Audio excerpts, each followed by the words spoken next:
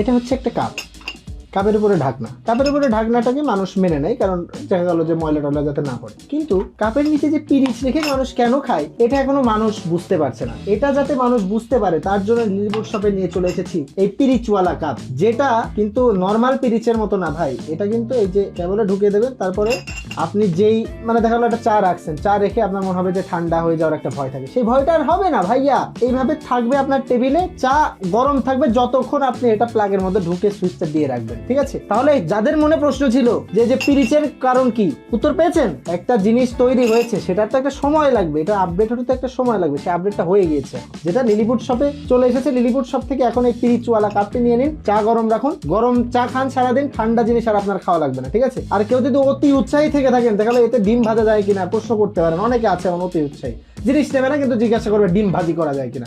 এই তুই আগে জিনিসটা কেন, তারপরে এখানে ডিম ভাজি করে খা, ঠিক আছে? লিলিপুট শপে জিনিস পাওয়া যাচ্ছে, ডিম ভাজি করেও খাওয়া যাবে, নো প্রবলেম।